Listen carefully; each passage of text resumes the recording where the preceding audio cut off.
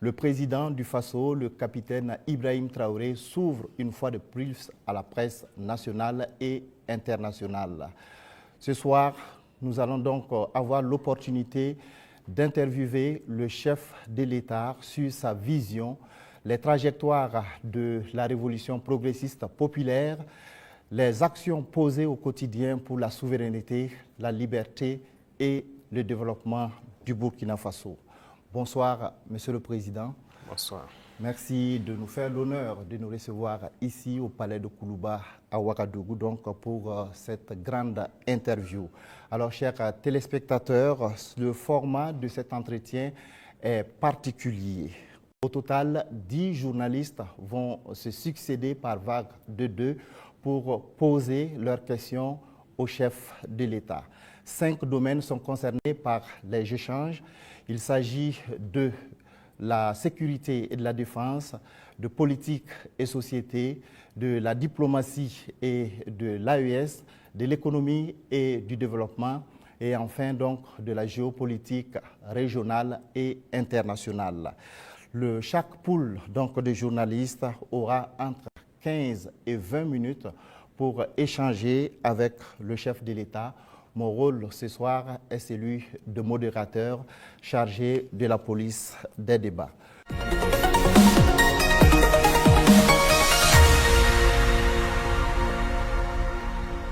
Monsieur le Président, avec votre permission, nous recevons donc le premier groupe de journalistes. Il s'agit de Hervé Dapa de la télévision BF1 et Asmao Dao de la télévision C360. Bonsoir, chers confrères. Vous disposez de 20 minutes pour vous entretenir avec le chef de l'État sur les questions relatives à la défense et à la sécurité. Bonsoir, Excellence. Bonsoir. Alors, certains de nos détracteurs vous ramènent régulièrement une phrase, et cette phrase remonte aux premiers instants de votre prise de pouvoir, quand vous disiez que si tout est mis en œuvre, 3 mois suffiraient pour tendre vers la fin de la guerre. Et ces détracteurs disent aujourd'hui que 3 ans plus tard, la guerre n'est pas totalement terminée. Monsieur le Président, ce soir, que leur répondez-vous? D'accord, merci beaucoup. Et merci à tous d'être venus pour cette interview.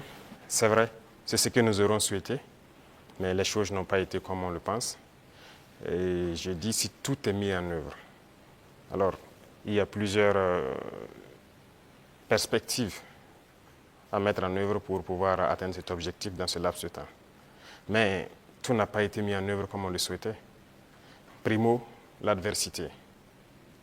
Alors, dès que nous sommes arrivés au pouvoir, nous aurons espéré qu'on nous laisse travailler très rapidement et pouvoir avancer. Malheureusement, certaines personnes nous ont approchés et ont voulu que nous allions dans leur sens parce que leur objectif n'était pas que la guerre finisse de sitôt. Je veux parler de certaines forces étrangères qui étaient présentes sur notre sol. On a eu des débats houleux avec des diplomates venus d'ailleurs sur la question, mais personne ne voulait qu'on aille dans le sens de finir cette guerre. Nous l'avons compris à travers les messages. S'il arrivait que des gens viennent jusqu'à nous dire qu'il faut qu'on accepte qu'ils soutiennent les terroristes et nous soutenir également, ça veut dire ce que ça veut dire, c'est une guerre entretenue. Donc nous avons très vite compris, on s'est débarrassé de toutes les forces qui étaient présentes ici, que ce soit les forces françaises, les forces américaines, et nous avons compris que la lutte sera âpre. La deuxième chose aussi était nous croyions que nous avions quand même un minimum d'armes et de munitions en stock. Aujourd'hui, je peux vous dire ce que j'ai trouvé par exemple en stock. Il y avait en tout et pour tout au Burkina Faso moins de 100 000 cartouches de Kalachnikov. Et les armes, nous avions à peine une centaine. Comment est-ce qu'on pouvait faire la guerre? Il fallait se rééquiper, redoter l'armée en effectifs, en armement et tout. Ce qui a fait que l'objectif de 3 mois, si ces conditions préalables étaient réunies, c'était bien possible. Mais il n'y avait rien. On n'était pas préparé à la guerre, tant sur le plan équipement que sur le plan effectif.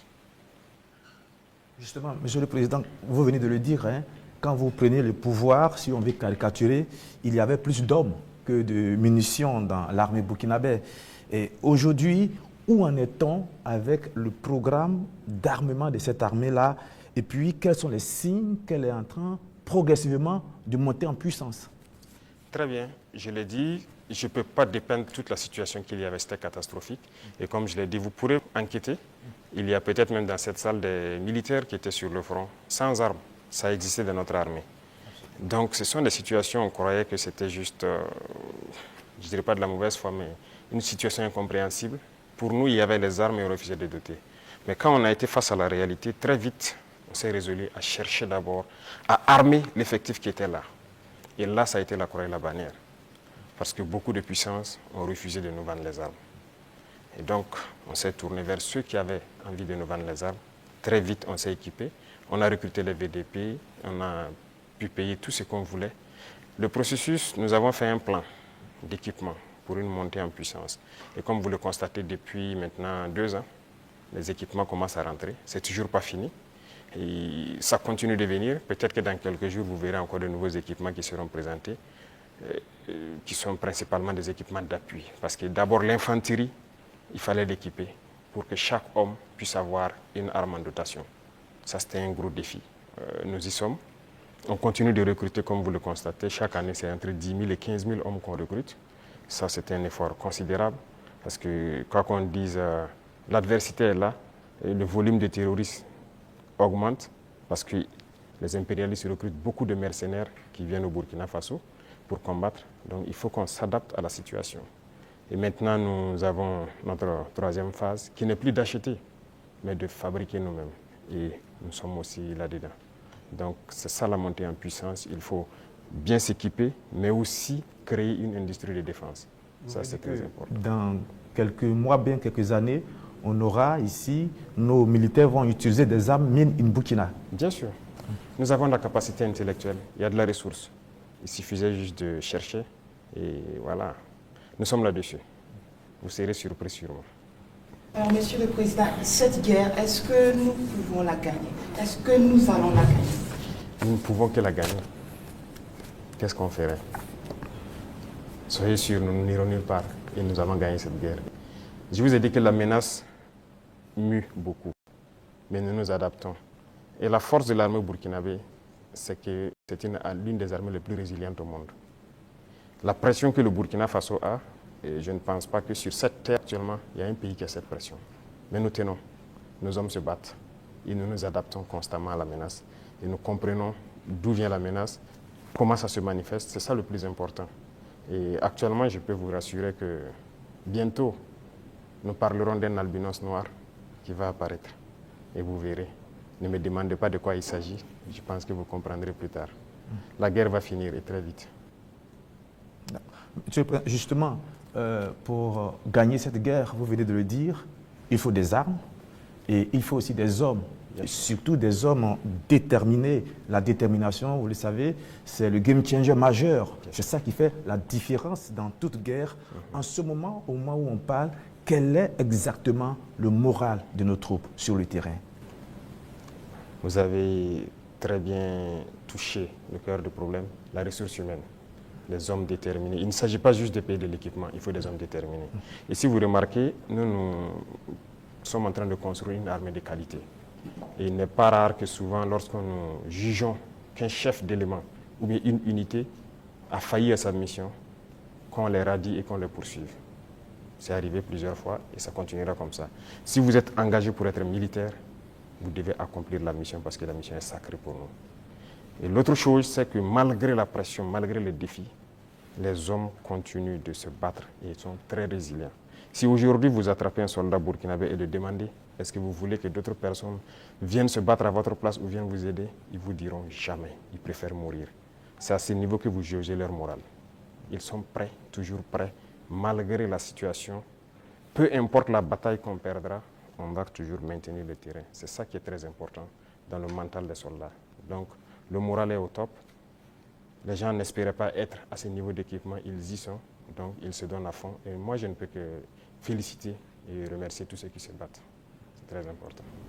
Alors, Monsieur le Président, dans votre argumentaire, vous parlez d'une guerre qui prend différentes formes, qui mue. On se demande, on se pose toujours cette question 10 ans après, qui attaque le Burkina Faso? Ce n'est pas du terrorisme seulement. c'est une guerre pour s'accaparer de nos richesses et nous empêcher de nous développer. Je l'ai une fois développé lors d'un discours, je pense. Je disais que si nous, on arrive à exploiter convenablement notre sous-sol, à transformer ce que nous sommes en train d'exploiter ici, ce que nous produisons, il y aura un sous-emploi chez eux là-bas.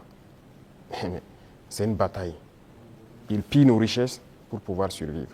Donc c'est une guerre d'indépendance. Il faut que nous menons cette guerre pour être totalement indépendants, décider de notre développement, de notre trajectoire. Donc c'est de ça qu'il s'agit actuellement. Monsieur le Président, vous venez de le dire, on parle de sécurité et de défense du Burkina Faso. Venons-en à votre sécurité personnelle.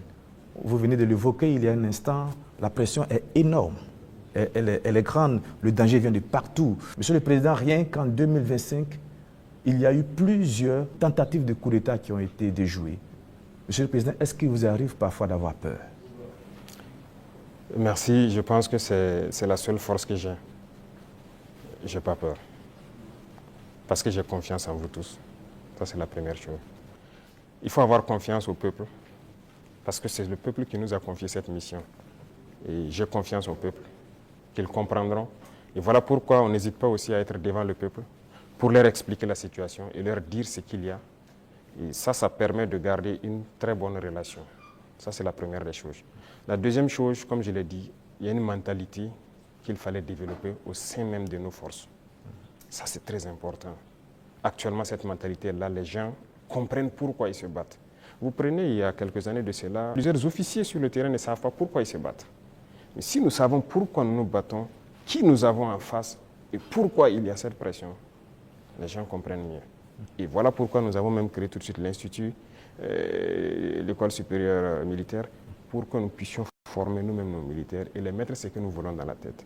Retenez une chose, si vous laissez vos forces être formées par d'autres puissances, ils les mettent dans leur tête ce qu'ils veulent. Ils les endoctrinent comme ils le veulent et c'est plus facile de les manipuler. Mais ici au Burkina actuellement, c'est ce qui fait mal d'ailleurs à beaucoup de puissances impérialistes. Ils n'arrivent pas à pénétrer notre armée. Tous ces bataillons qui ont été créés, tous ces hommes qui sont là, personne n'est venu d'ailleurs les former. Nous sommes bâtis sur notre expérience terrain et nous les avons formés. J'ai personnellement participé à des entraînements de certaines forces au tout début. Donc ça, c'est déjà une deuxième force. Et l'autre force est que si vous avez une mission, un objectif pour votre pays, vous ne devez pas avoir peur. Si vous avez peur, vous hésitez. Si vous hésitez, vous compromettez. Et une fois que la compromission est là, vous êtes foutu. Vous avez tout à l'heure énuméré un certain nombre d'éléments qui font que vous êtes rassuré. J'insiste parce qu'il y a l'histoire aussi. C'est l'histoire qui nous conduit.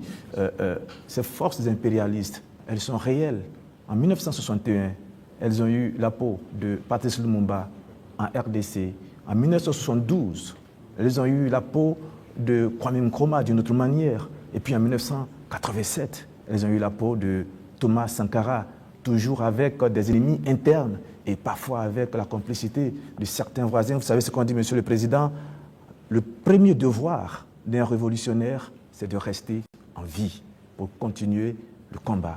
Monsieur le Président, est-ce que vous pouvez rassurer toutes ces personnes, tous ces hommes, ces femmes d'ici et d'ailleurs qui commencent à espérer que vous allez rester en vie? Ils manipulent toujours de l'intérieur, nous sommes très bien conscients. Et aussi un devoir pour nous, c'est de participer à notre propre sécurité.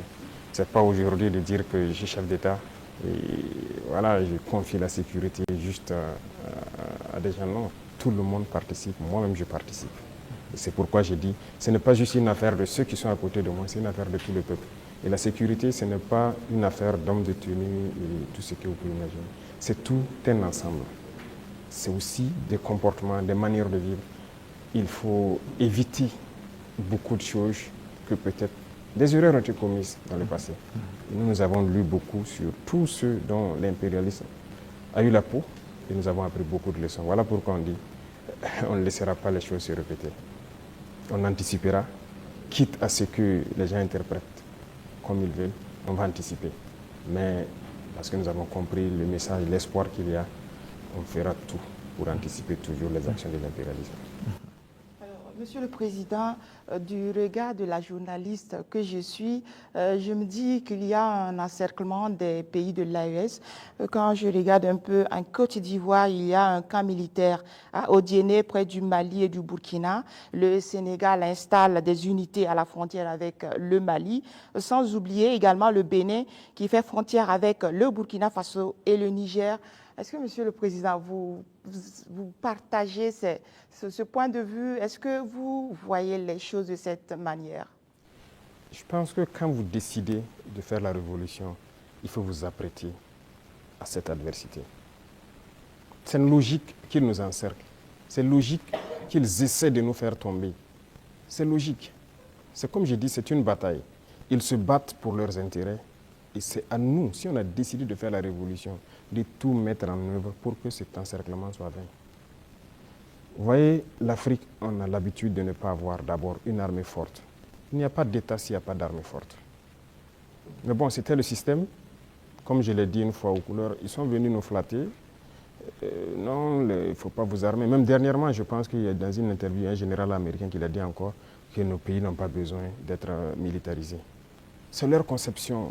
Nous sommes comme des enfants, c'est eux qui doivent venir s'asseoir, faire la sécurité pour nous. Et beaucoup de pays sont dans cette situation. Ils ne construisent pas d'armée. Et quand la situation arrive, c'est le chaos. Nous sommes en train de construire une armée forte. Voilà pourquoi j'ai dit on se bat en burkinabé et on se forme en burkinabé. Ça, c'est très important. Avant, c'est quoi? Chaque fois, les forces étrangères, tout le monde vient pour former vos soldats. On vous prend comme des moins que rien. Aujourd'hui, beaucoup de forces étrangères cherchent à venir s'entraîner avec nous. Vous n'allez pas imaginer. Les plus grandes puissances cherchent à venir s'entraîner avec nos soldats. Mais ce n'est pas juste l'entraînement. Ils veulent apprendre comment on fait, comment on procède, qui nous entraîne. Mais personne aujourd'hui ne sait comment les birs sont formés, comment on les entraîne, comment on les équipe. Pourquoi nous on croit que c'est les autres qui doivent venir nous former? Ils n'ont pas créé quelque chose. Ils ont réfléchi, nous sommes dotés de cerveau. Donc il faut une armée puissante pour faire face à l'adversité. Ils vont continuer à nous encercler.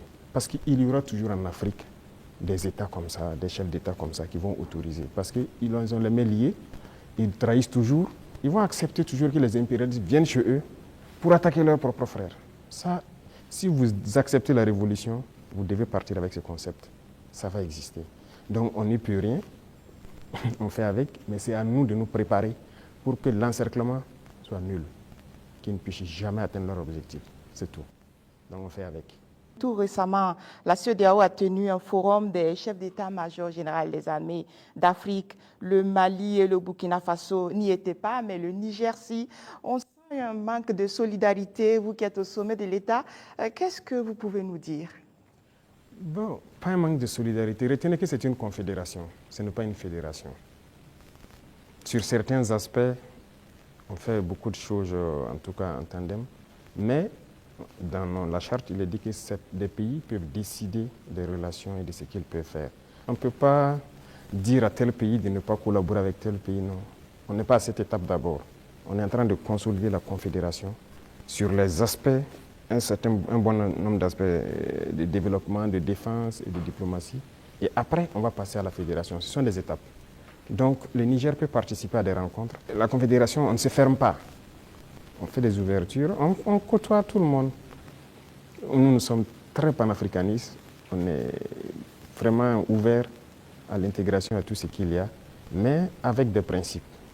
Alors, exceptionnellement, d'accord. Comme il s'agit de défense et de sécurité, on vous laisse une dernière question. Merci Sagnon, mais la question que je vais poser, pardonnez-moi, ne fait pas partie de la défense ni de la sécurité, mais de vos relations avec nous, les médias. Monsieur le Président, est-ce que vous avez un problème particulier avec les médias, donc avec nous les journalistes? Je dis cela parce qu'on a l'impression qu'il y a eu un malentendu. Je parle des médias nationaux, pas des médias internationaux dont certains sont tombés dans la poubelle depuis un certain moment. C'est un fait. Et pas des médias nationaux. On a l'impression qu'il y a eu un malentendu au début et il y a quelque chose, un brouillard comme ça qui est là. Comment vous analysez la situation, Monsieur le Président? Vous savez que je ne suis pas hypocrite. Il y a eu un malentendu. Il y a eu un brouillard au début, mais aujourd'hui, je dois dire que je félicite beaucoup de médias pour leur travail professionnel. Il faut éviter de suivre le travail de l'impérialisme. Certes, beaucoup parmi vous ont été formés par eux, hein, C'est ça, vous avez été à l'école du blanc, comme on aime le dire. C'est eux qui vous ont formé au journalisme. Donc moi, je ne vous en veux pas souvent quand les gens essaient de se comporter comme eux. Mais je parle pour que les gens prennent conscience qu'il s'agit de notre patrie. Regardez ce matin, par exemple, lisez les titres des journaux en France.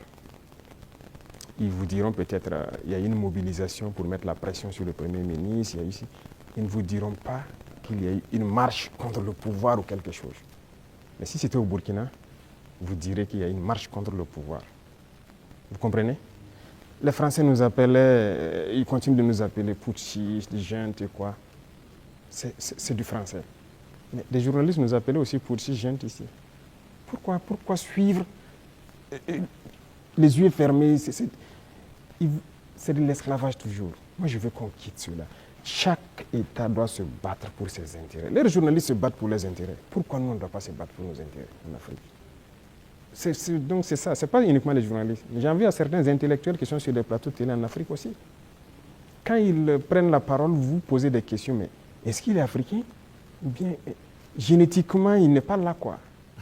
Il n'est pas avec nous.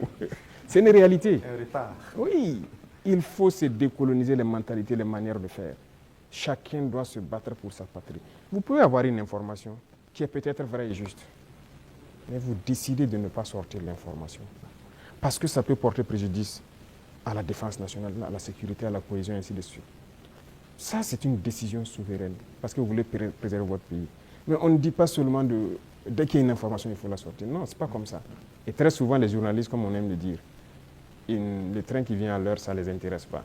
C'est le train qui est en retard. Vous le savez, Monsieur le Président, donc vous nous comprenez de temps en temps. Ah oui, mais il faut éviter ça.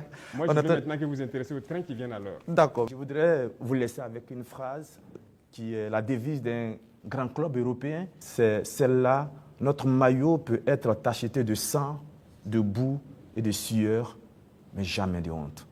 C'est tout ce que je vous souhaite, Monsieur le Président. Merci beaucoup. Merci grandement.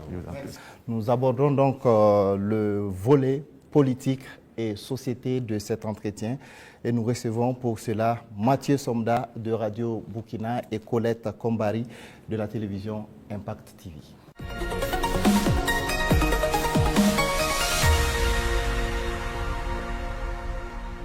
Bonsoir, chers confrères. Vous disposez également de 20 minutes pour échanger avec le chef de l'État sur la rubrique politique et société. Excellence, Monsieur le Président, 30 septembre 2022, 30 septembre 2025, bientôt 3 ans de gestion du pouvoir d'État. Quel bilan d'étape faites-vous en termes de mise en œuvre de votre vision et de votre orientation politique à travers la révolution progressiste et populaire? Il faut dire que nous avons pris le pays sur le volet sécuritaire avec une situation, mais aussi sur le volet économique, politique avec une autre situation. Retenez qu'il y avait beaucoup de réformes à faire. Tellement de réformes qu'on ne pouvait pas les énumérer en un coup. Et donc, nous avions une idéologie que nous avons commencé à mettre en œuvre, la révolution, jusqu'en avril dernier où on l'a proclamée officiellement.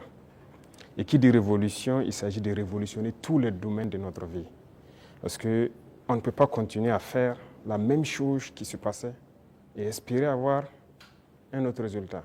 Si nous étions dans la continuité, je pense que c'est mieux qu'on laissait les politiciens continuer leurs choses, mais nous avons voulu rompre. Et la rupture nécessite beaucoup d'engagement. Dieu merci, le peuple a compris, les gens ont compris qu'il fallait rompre. Que ce soit en termes de comportement, de pratique, que ce soit en termes de gouvernance, que ce soit en termes d'économie, de commerce et tout ce qui va avec. Et tous les jours, je peux vous dire qu'on continue de découvrir. Parce que le système qui était en place, et moi j'aime caricaturer pour dire que c'est comme un gros nœud que nous avons trouvé. Quand vous défaites un autre apparaît. Quand vous défaites un autre apparaît. Donc il y avait beaucoup de maux dans notre société que nous sommes actuellement en train de résoudre. Et Dieu merci, je peux dire que plusieurs choses ont été lancées. Et le bilan, pour moi en tout cas, c'est satisfaisant, même si je pense qu'on peut faire encore plus d'efforts. Voilà. Et si vous souhaitez, domaine par domaine, vous pourrez me poser des questions, parce qu'il y a beaucoup de choses qui ont été entamées. Excellence, la révolution populaire progressiste, il y a eu des explications certes, mais les Burkinabés veulent davantage comprendre quel est le contenu de cette révolution. Le contenu exact, comme je l'ai dit une fois, je ne le dirai pas. Si vous permettez à tout le monde de connaître les détails de ce que vous voulez faire, on peut anticiper sur votre action. Mais nous avons dépeint voilà, les gros points pour que les gens puissent comprendre où nous allons. Alors, si vous remarquez, dans le modèle même de gouvernance, la lutte contre la corruption et la bonne gouvernance, il y a d'abord l'exemple que les gouvernants doivent donner. Et comme je dis, vous ne pouvez pas être là, une catégorie de Burkinabés, parce qu'on vous a confié des postes. Vous, c'est le choix entre les bons whisky et les bons champagnes, pendant que des femmes meurent en allant chercher l'eau à la rivière, elles se noient ou quelque chose, ce n'est pas possible. Donc, il y a cette idéologie-là qu'il faut avoir pour pouvoir avoir une société de justice. Tout le monde doit pouvoir avoir accès, par exemple, à l'eau potable. Vous ne pouvez pas, vous, manger comme vous voulez, faire le choix des repas et jeter ce que vous voulez à la poubelle, pendant que d'autres ne peuvent pas avoir un seul repas. C'est ce qui nous a amené à lancer des initiatives dans l'agriculture, par exemple, parce que notre population est en majorité agricole. Mais pendant longtemps, on se rend compte qu'ils sont délaissés. Ce n'est pas nos terres qui sont pauvres, ce n'est pas qu'ils n'ont pas la capacité de travailler. Mais il fallait les donner aussi ce souffle-là, ce qui nous a amené à créer des initiatives. Aujourd'hui, je pense que le plus important pour moi, lorsque vous rentrez dans les campagnes et que vous posez des questions aux cultivateurs, ils peuvent vous dire que franchement, voilà, ils se sentent bien maintenant. Ils cultivent, il a de quoi se nourrir, et le surplus, il le revend généralement à la Sonagest qui paye, qui fait un stock de sécurité. Et lorsque dans certaines zones ou dans certaines périodes, il y a des soucis, ils le ressortent, ils le vendent à prix bien subventionné, accessible de tous. Donc ça, c'est très important. L'idéologie de révolutionner beaucoup de domaines, quand on prend le domaine même des finances publiques, alors on est en train de digitaliser beaucoup de paramètres, avec beaucoup de difficultés, parce que les gens n'aiment pas ça. Bientôt, par exemple, on va lancer la facture électronique. Déjà, quand on a émis l'idée, mais beaucoup de grands opérateurs sont opposés à cela. Pourquoi ils ne veulent pas la transparence? Parce qu'on a habitué les gens à la tricherie, à voler. C'est comme une norme. C'est ce qui était installé, donc il faut changer tout ça. Sur le plan des infrastructures et beaucoup de choses, le domaine des marchés publics et tout ce qui va, c'était d'ailleurs le domaine le plus corrompu. Voilà, vous êtes un entrepreneur, vous venez nous voir, on vous donne le marché, vous surfacturez, et après on se donne quelque chose à l'arrière. C'est ça la règle d'or. Et donc quand quelqu'un même vient avec cette idée, vous êtes exclu d'office. On ne vous permet pas. Et si on laissait continuer dans cela, je ne pense pas qu'on puisse s'en sortir. On ne pourrait pas payer des armes, parce que, comme je l'ai dit, si vous ne faites pas des économies d'échelle, vous ne pouvez pas vous équiper. Vous ne trouverez pas une seule banque dans le monde où vous partirez prendre un prêt pour payer des armes. Ça n'existe pas. C'est avec vos fonds propres que vous pouvez vous équiper.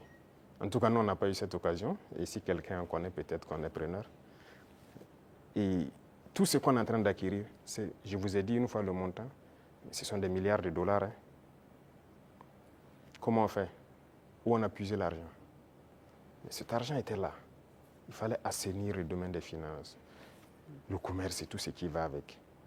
Et le fonctionnement de nos sociétés d'État, vous avez pu remarquer cette année les résultats de 2024 qui sont au-delà. 2025 est encore meilleur que 2024. Je prends le domaine des hydrocarbures où dès 2023, nous avons fait d'énormes progrès. Avant, c'était des subventions de l'État. Ça veut dire qu'on collectait encore des impôts pour subventionner la société, pour payer le surplus, le manque à gagner et tout ça. Mais maintenant, la société n'est plus dans cette situation. On a épongé toutes les dettes de la société et elle commence à faire des marches. Mais c'est parce qu'il y avait la corruption dans le milieu. Donc il y a tellement de situations, je ne peux pas tout citer. Et donc il faut révolutionner ce domaine aussi par la digitalisation et tout ce qui va avec. L'administration en gros, tout est en train d'être digitalisé pour que les gens n'aient plus accès à l'argent liquide qui circule et que les choses soient transparentes. Vous qui demandez le service, vous savez à quoi ça correspond et vous savez où votre argent part. Les infrastructures, vous êtes témoins aussi, qui sont vraiment un problème crucial. On est en train de révolutionner tout. Donc c'est l'esprit comme ça, de changer de paradigme, faire ce qu'on n'avait pas l'habitude de faire. Donc comprenez ça par cette phrase. Excellence, Monsieur le Président, on est entré dans la révolution progressiste et on y va.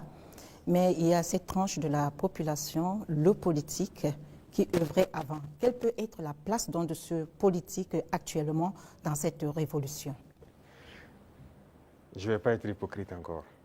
Si c'est cette mentalité politique, ils n'ont pas de place dans la révolution. C'est opposé. Regardez comment le Burkinabé était. Puisque pendant 27 ans, bon, plus de 27 ans de règne de Blaise et même le pouvoir du MPP, ça continue dans la même politique. Et cette politique, notre génération est née dedans. Donc on est né et les gens ont grandi avec une mentalité. Si tu ne connais pas quelqu'un, tu ne peux pas avoir accès à certains services. Ce qu'on appelle les deals. Tout le monde a évolué avec cet esprit de deal, de corruption, de tout. C'est dangereux, mais c'est la politique qui a mené ça. Parce qu'il y a des entrepreneurs politiques, vous avez entendu parler de ça. Les jeunes qui se lèvent parce qu'ils savent parler, ils savent flatter. Et c'était quoi la politique? C'est quoi la politique en Afrique? Il faut dire la vérité. Quelqu'un qui a l'art de mentir, de tromper, de flatter.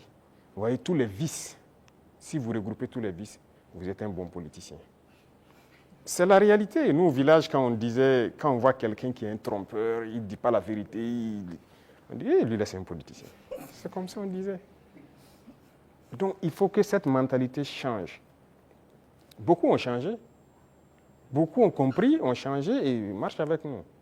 Maintenant, ceux qui veulent rester dans leur radicalisme politique ancienne, là, ils n'ont pas de place. Ça, on ne va pas se mentir. Sinon, qui ne faisait pas la politique au Burkina? Mais c'est le même peuple.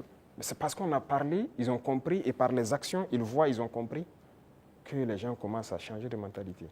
Et nous voulons changer définitivement les mentalités pour que personne ne pense qu'il faut d'abord appartenir à tel parti pour bénéficier d'une route, il faut appartenir à tel parti pour avoir un forage. Non. Tout le monde au Burkina doit bénéficier des bienfaits de la nature du Burkina et du travail du gouvernement. Donc la politique, moi je disais que la manière de la faire, ça divise. Et ça donne des avantages particuliers à un groupe et l'autre groupe n'a pas d'avantage. Donc non, il faut qu'on arrête ça. Donc beaucoup ont changé, il y en a qui sont dans des postes de responsabilité. On nous interpelle même que non, lui là il a milité dans tel parti. Je dis aux gens non, on n'est pas là pour diviser, on est là pour unir. Tant que la personne a compris et veut faire le travail comme on le veut, on le met. Comme il y en a aussi qu'on a responsabilisé à des postes, et 2 mois, 3 mois, vous avez vu qu'on les a cherchés. Parce que s'il vient et qu'il continue de vouloir faire la même chose qu'il faisait, on va te chercher et on va te punir. Donc c'est un changement de mentalité que nous voulons. Tous ceux qui changeront de mentalité sont les bienvenus dans le bateau. Mais si vous voulez continuer à fonctionner comme la politique ancienne, vous n'avez pas de place dans la révolution. Excellence, vous l'avez dit plusieurs fois, il faut de l'ordre et de la discipline pour le développement du FASO. Le recyclage des jeunes a déjà commencé. Comment enrôler les autres couches de la société? Voilà, très bien. Ce programme, c'est un vaste programme que nous n'avons pas voulu détailler. Mais j'en ai parlé une fois lors d'un de mes entretiens, qu'il y a un vaste programme en cours. Il faut commencer. En fait, les jeunes, c'est bien, mais ce n'est même pas eux notre cible, ce sont les plus petits. Les plus petits, c'est eux notre cible. Après la mort de Sankara, vous avez suivi, on a cherché tous les travailleurs des garderies. Certains même sont décédés, malheureusement. Mais les garderies se sont fermées. C'est le privé peut-être qui se débrouille, qui ouvre quelques maternelles et tout. Et bon, l'école est devenue autre chose. Vous savez, si vous voulez une société qui va être combative et compétitive demain, il faut miser sur les enfants. Aujourd'hui, moi j'ai séparé les 2 ministères pour que le ministère de l'enseignement de base prenne en compte ce volet. Vous voyez, on a lancé dans le concours normaux beaucoup de recrutement pour l'encadrement de la petite enfance. Mais on vient de lancer encore de manière exceptionnelle ceux qui ont déjà été formés, qu'on veut recruter pour que cette année, on commence un certain programme. C'est eux la cible. Et on va y arriver. Nous avons un programme pour qu'on puisse commencer une certaine éducation patriotique, civique au niveau des plus petits. Et une fois que c'est ancré là-bas, nous avons de bons citoyens demain. La jeunesse aussi, on le fait avec. Les bacheliers, on les a fait rentrer en immersion. Ils avaient peur au début, mais je pense qu'ils ont compris beaucoup de choses. Ils doivent être plus solidaires, humbles. Ils doivent comprendre le Burkina. Parce que quelqu'un qui est né, excusez-moi, à Ouaga 2000 ici, qui est dans... Voilà, il dort dans le lit qu'il veut, il se plaint même que le matelas n'est pas bien. Le matin, il a le choix du petit déjeuner, ce qu'il veut. À l'immersion, il dort par terre, sur la natte. Il comprendra qu'il y a d'autres Burkinabés qui dorment par terre. À l'immersion, il n'a pas le choix du petit déjeuner. S'il y en a, il y en a. S'il n'y en a pas, il mange ce que les autres mangent. Déjà, dans sa tête, il comprend qu'il y a deux faces du Burkina Faso. Et j'ai dit à l'immersion de les priver. Il y a des jours où ils auront 2 repas, des jours 1 repas et des jours sans repas. J'espère qu'ils l'ont fait. C'est pour qu'ils comprennent la vie. On est jeune, mais si on a atteint cet âge et qu'on n'a pas compris qu'il y a plusieurs types de Burkinabés, c'est dangereux. Il faut que les jeunes comprennent qu'il y en a qui n'arrivent même pas à s'offrir un repas. Et quand lui va dormir avec la faim, toute une journée, il n'a pas mangé, vous croyez que si demain, on le confie une responsabilité, il va toujours avoir en tête, ah, si moi je dilapide l'argent et qu'il y en a qui n'ont pas à manger, c'est la conscience qui va le gronder. Donc ce sont des épreuves qu'on les fait faire. C'était 45 jours que j'avais programmé, mais à cause des inscriptions, j'ai dit de faire 30 jours. Mais les prochaines échéances, j'espère qu'on ira à 45 jours. Donc les futurs bacheliers et brevetés doivent se préparer à affronter ça. Et le programme va continuer à s'enrichir, c'était la première expérience. Mais nous espérons pouvoir changer, même les jeunes, leur mentalité. Et, Excellence, en Conseil des ministres, la décision de réformer la loi agraire et foncière, le statut des chefs coutumiers et traditionnels avait été adopté. Quelles sont les motivations? La réforme agraire était nécessaire. Vous savez combien de conflits sont nés dans cette question de terre?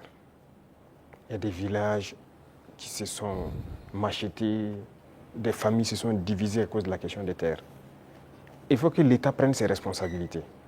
Mais si vous hésitez, parce que vous avez peur de déclarer ça, que des gens vont se sentir frustrés ou pas, c'est pourquoi la révolution est la bienvenue. Il faut décider à un moment donné d'arrêter tout ça. Il y avait combien de promoteurs immobiliers au Burkina en 2010? Je ne pense pas, ça ne vaut pas une vingtaine. Subitement, en 2015, on en a plus de 200. Ils ont payé les terres partout, ils partitionnent, ils vendent, ils revendent, ils ont pillé les terres et c'est dangereux. Actuellement, nous avons une application CICAD qu'on vient de lancer, on est en train de réenregistrer, mais ce qui se passe est terrible. Même les parcelles dans les villes, les gens vendent et revendent à plusieurs personnes parce que ce n'était pas digitalisé. C'est un gros registre. Vous pensez que quelqu'un peut fouiller les registres, voici le numéro de la parcelle appartient à telle personne, donc toi tu es allé acheter, c'est pas... Donc il y a beaucoup de doublons et ça crée des conflits. Et pendant que ces politiciens-là faisaient ça, ils sont là dans des conférences, des trucs, que cohésion sociale. Vous ne pouvez pas faire de cohésion sociale en divisant les gens sur la terre. Voilà pourquoi on a décidé de prendre nos responsabilités, d'arrêter ce massacre-là. Et voilà, la terre appartient à l'État. Et désormais, on fera tout pour équilibrer au maximum la situation et que les gens ne se sentent pas lésés. Pour la chefferie coutumière, c'est pareil. Cette loi est là il y a longtemps. Il y a très longtemps, selon ce qu'on m'a dit, mais personne ne veut. Mais nous avons décidé de mettre la main à la pâte, regarder, parce que la chefferie coutumière, pour moi, ils doivent être respectés, ils doivent être écoutés, ils doivent être ceux-là qui travaillent pour la cohésion sociale. Quand ils parlent, quand il y a un conflit, il y a une situation conflictuelle, ils doivent parler, pouvoir rassembler et que leur voix doit porter. Donc il y a un certain nombre de privilèges, si je peux dire, qu'on a mis autour, des symboles dans la nation qu'on a mis autour pour que les gens les respectent. Qu'on le veuille ou pas, on les respecte et qu'eux-mêmes, ils imposent le respect. Parce que dernièrement, les politiciens les avaient détournés. Beaucoup, aujourd'hui, regrettaient avoir marché aux côtés des politiciens. Il y a des villages où les gens sont divisés, les gens ne respectent plus les chefs. Mais avec cette loi, en tout cas, qu'on a amenée à la LT, nous avons essayé d'élaguer beaucoup de choses pour que leur respect dans la société puisse être réinstauré. Et ça, c'est très important. Excellence, la lutte contre le terrorisme affecte notre tissu social avec des soupçons d'exaction communautaire. Le vivre ensemble est menacé par endroits. Comment amener les Burkinabés à renouer avec les valeurs cardinales telles que la solidarité, le civisme et la cohésion sociale? Je pense que ces valeurs sont en train de revenir toutes seules. Au contraire, la guerre a forgé aussi à ce que les gens comprennent beaucoup de choses et les gens commencent plus à s'unir. Vous savez, les inégalités sociales créent plus de problèmes de cohésion sociale que le terrorisme. Il y avait trop d'inégalités sociales. Je disais à certains, écoutez, vous avez mangé à votre faim, vous allez vous asseoir comment avec elle qui n'a rien mangé pour parler de cohésion sociale. Ce n'est pas possible. C'est la même situation que je vous ai pris tout de suite. Il faut essayer au maximum de mettre les gens à un certain niveau.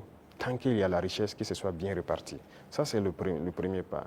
Les cas d'exaction et tout ce qu'il y a, il faut faire attention. Il y a beaucoup de gens qui ont donné des allégations. C'est dernièrement, quand on a vu le cas à Solenzo, ils ont sorti des images, parlé. On n'a rien dit, on s'est calmé. Quand ils ont fini de chanter, on a montré les civils qu'ils disaient que les forces ont tués ont été transportés jusqu'à Ouagadougou ici, mis en sécurité. Ah, si on les a tués, pourquoi ils sont à Ouagadougou? Comment ils se retrouvent à Ouagadougou? Souvent, c'est fait à dessein. Ils inventent tout ce qu'ils veulent inventer avec leurs ONG, leurs médias et tout. Mais on laisse, quand ils finissent, on montre la vérité. Voilà. Les terroristes ont pris des civils comme boucliers humains, certes, mais les forces ont pu faire la distinction. Et après le combat, ils ont rassemblé les civils à Solenzo. On a dépêché les moyens nécessaires pour les transporter, venir. Et ils ont été présentés devant tout le monde. Ce sont des centaines de civils. Ils ont témoigné. Donc, il faut qu'on fasse attention aux récits de certaines personnes qui veulent juste développer des thèses. Et leur objectif, c'est de nous diviser. Mais nous, on ne doit pas tomber dans ce piège-là. Voilà. Excellence, on a constaté cette année une reprise du dialogue social entre le gouvernement et les syndicats après plusieurs années d'interruption. Quel message donc renvoie votre gouvernement avec ses partenaires sociaux quand on sait que la situation était tendue entre le gouvernement et les syndicats? Comme c'était tendu entre le gouvernement et les journalistes. Il faut que chacun comprenne qu'il faut se battre pour sa patrie. Nous avons fait comprendre aux gens. Vous savez, moi j'ai parlé avec les responsables syndicaux. Je les ai réunis ici, je les ai parlé à un moment donné de notre histoire. Mais j'ai été déçu après. Donc je les ai dit, soit vous êtes burkinabé ou vous n'êtes pas burkinabé. Donc le bras de fer s'est enclenché. Mais après on a décidé de les revoir parce qu'on suppose qu'ils ont compris le message. Et même ça, je ne vais pas mentir, quand ils sont venus, ils ont voulu encore comprendre et sortir certains comportements, les faire comprendre, ça ne marche pas. Le pays est en guerre, il faut tout faire pour le pays. Ce syndicalisme importé là, ce n'est pas du syndicalisme ça. Il y en a même qui se vantent d'avoir participé à la chute de Sankara. Et c'est eux qui ont tout commencé, ainsi de suite. Vous croyez que c'est bien ça? Les Occidentaux vous manipulent et vous continuez à agir comme eux ils veulent. Ça, ce n'est pas du syndicalisme. Un syndicaliste se bat pour les intérêts des travailleurs. Mais la plupart du temps, ce que les responsables même veulent, c'est venir manger avec le pouvoir. Et les gens se taisent. Non. Écoutez, nous, on a beaucoup de dossiers sur beaucoup de personnes, pas seulement les syndicalistes. Hein. Dans la société, on a beaucoup de dossiers. Les gens qui nous ont approchés au début, qui ont voulu des avantages, qui ont voulu quoi, qu'on a refusé, qui s'y retournent, qui sortent, qui parlent. On a leur dossier. Donc, syndicalisme sain, il y a beaucoup d'actes que l'on a posés. On n'a pas attendu que les gens sortent dans la rue pour marcher, pour le poser. Quand j'ai parlé des travailleurs des garderies, là, ce n'est pas quelqu'un qui est venu nous dire qu'il y a des travailleurs qui avaient été cherchés, il faut les remettre dans leurs droits. On a vu un dossier et qu'on a trouvé qu'il faut les remettre dans leurs droits. On a dit au ministre des Finances, trouve l'argent nécessaire pour régler. Les gens de la mairie, des gens de la brigade verte, là, ceux qui travaillent, mais ils avaient combien de mois d'arriérés? C'est pour ces intérêts-là, ces gens-là qui n'ont pas de travail, pour que les gens ne se battaient pas pour ça avant. Mais on n'est pas venu vers nous pour nous dire. Moi, les femmes balaient devant chez moi, c'est un de mes hommes qui est sorti une fois, ils ont dit, ah, ça fait des mois, ainsi de suite, leur travail. Je me suis renseigné, on m'a dit, c'est vrai. J'ai dit de les payer. Il faut rattraper tout ce qu'elles ont raté. Il y en a qui avaient des dizaines de mois d'arriérés de salaire.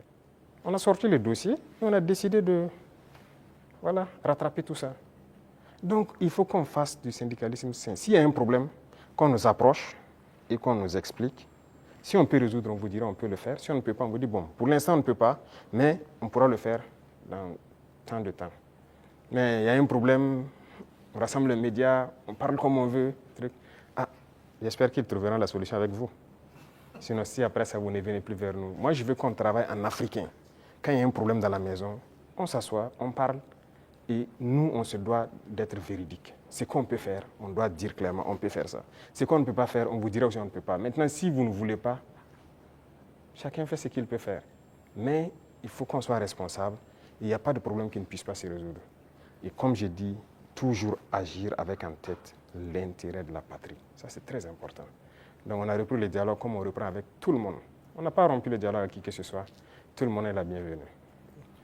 Merci, chers confrères. Le temps imparti donc à cette rubrique est arrivé à échéance et même largement dépassé. Nous disons merci donc pour cette série de questions consacrées au volet politique et société.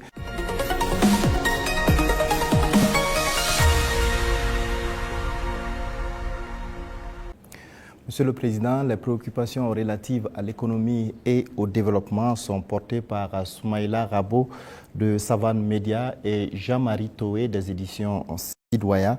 Bonsoir, chers confrères. Vous disposez également de 20 minutes pour vous adresser au chef de l'État.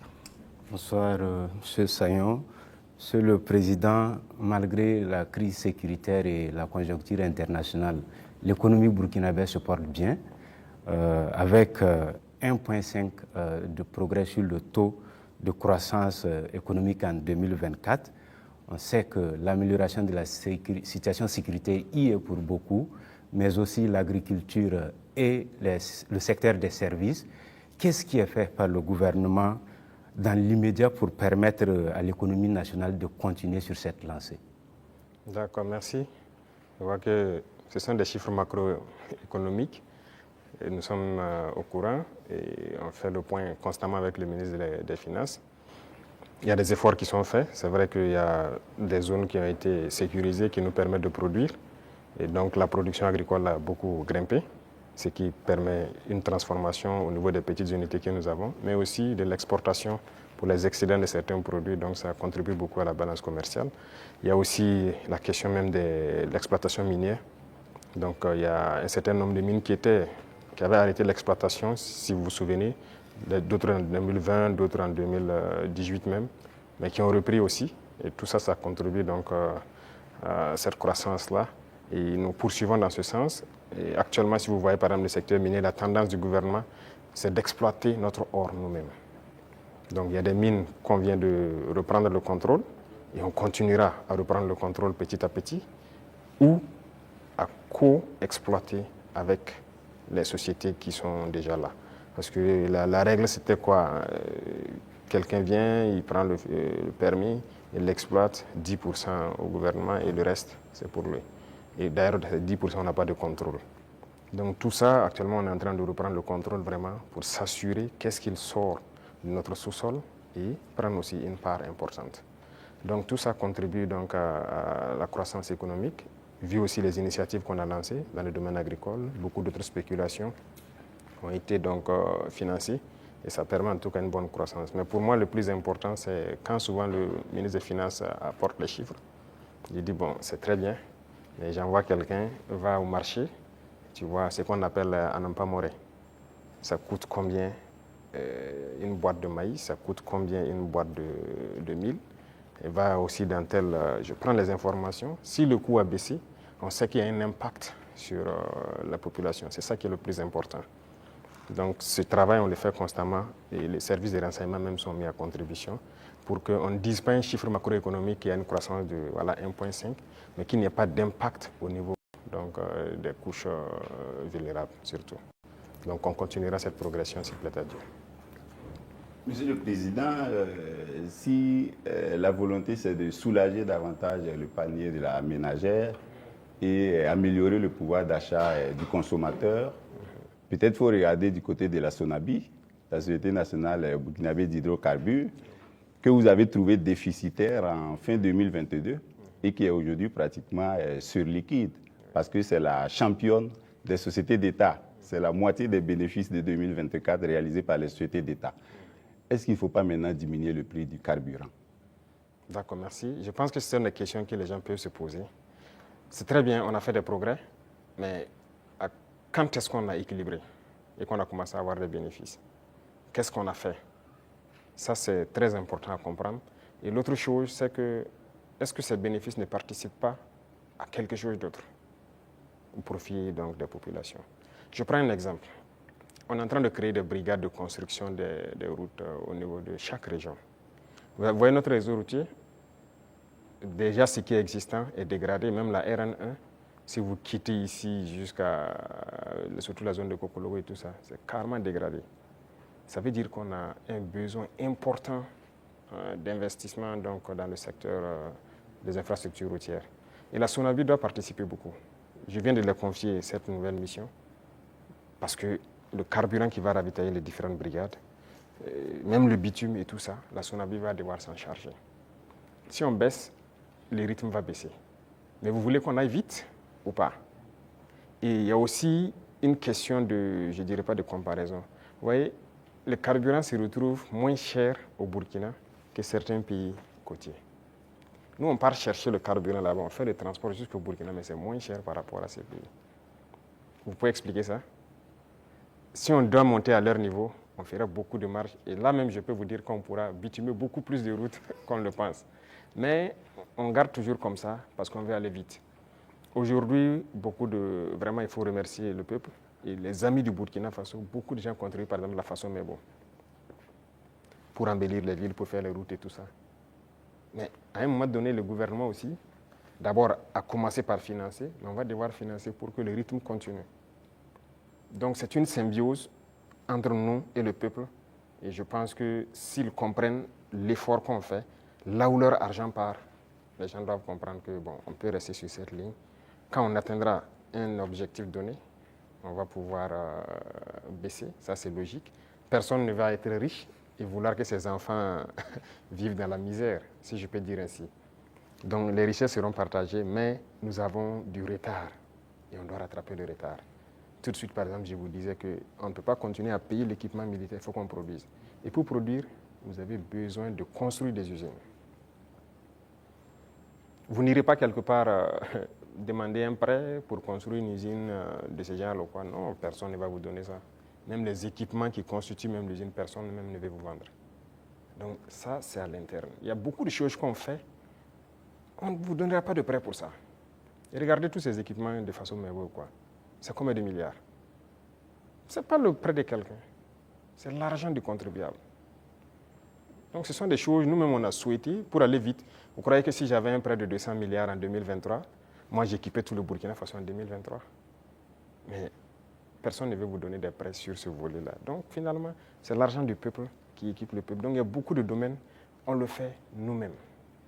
Et donc ça a besoin d'un minimum de sacrifice. Quand on va atteindre le niveau, ne soyez pas surpris. Dès qu'on se sentira que voilà, on peut le faire, on va le faire.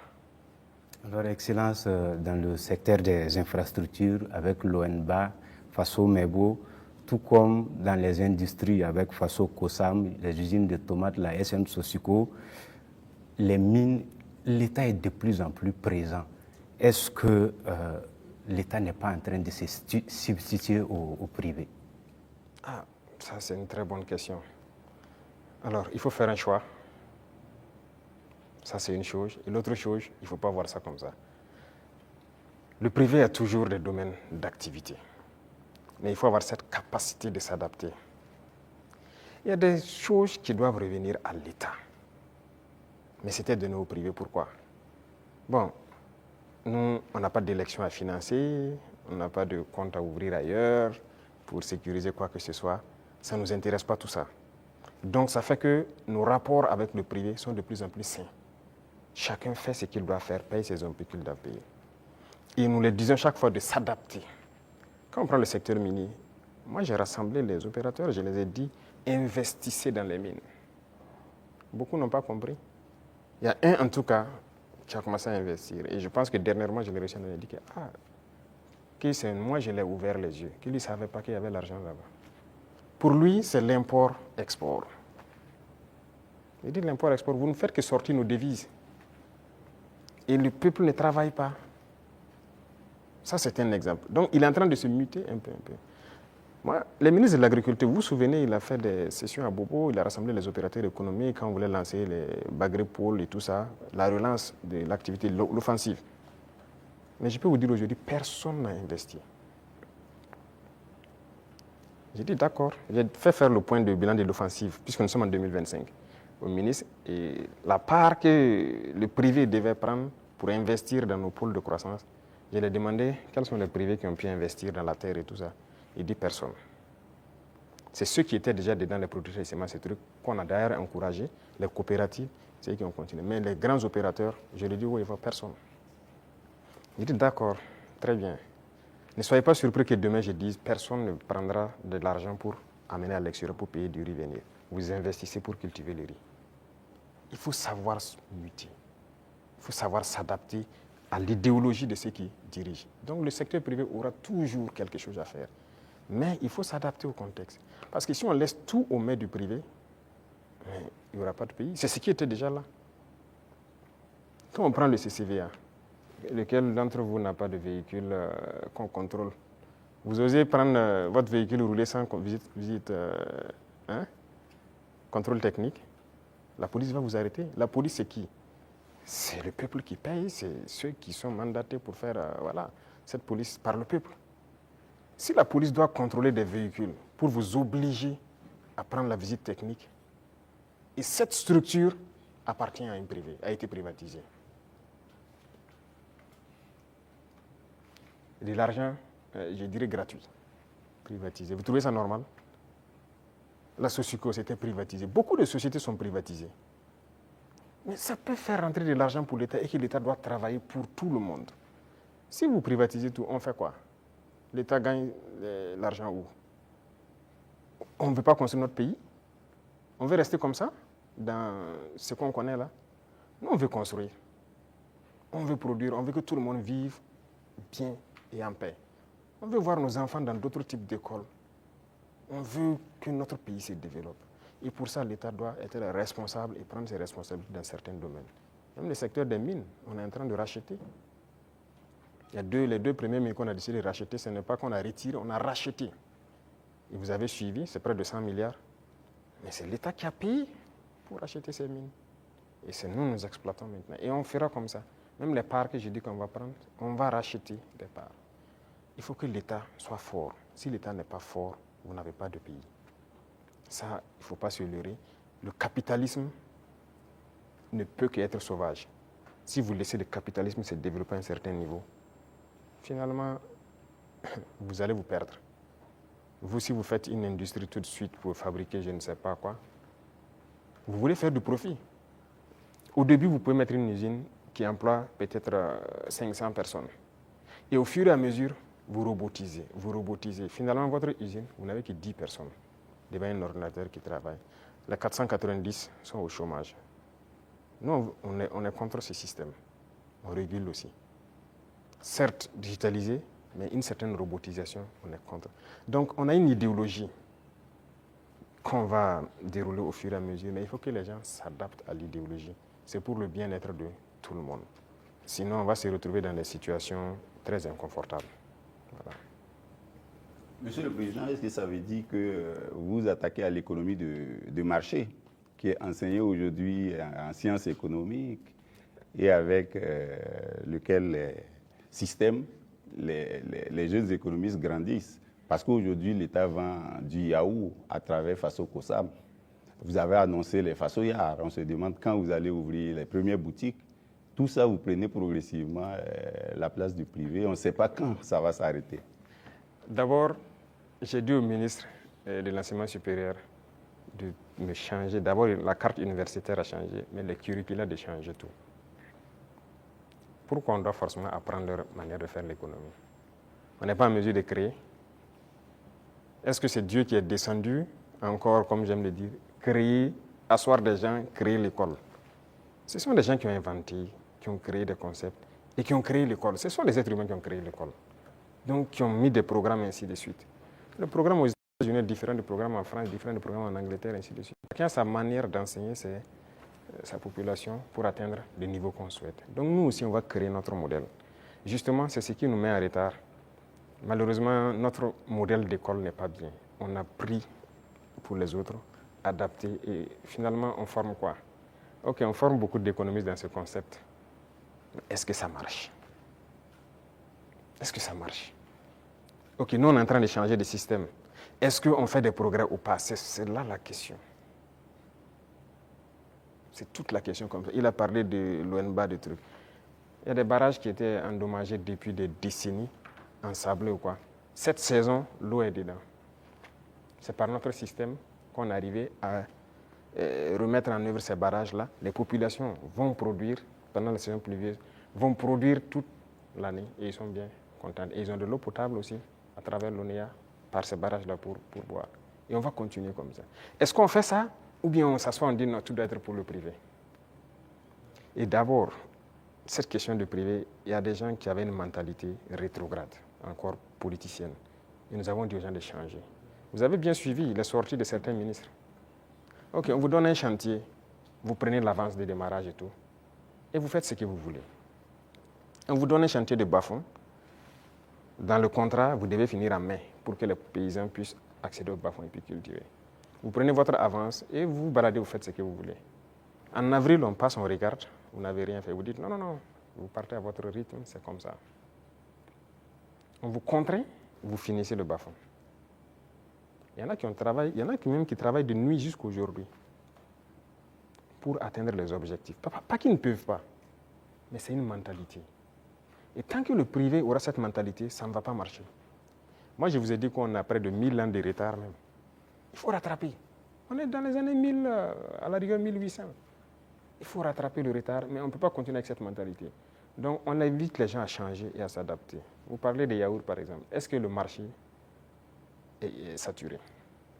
Non. On importe. J'aimerais voir les privés rentrer dans le yaourt. Pourquoi on n'importe plus?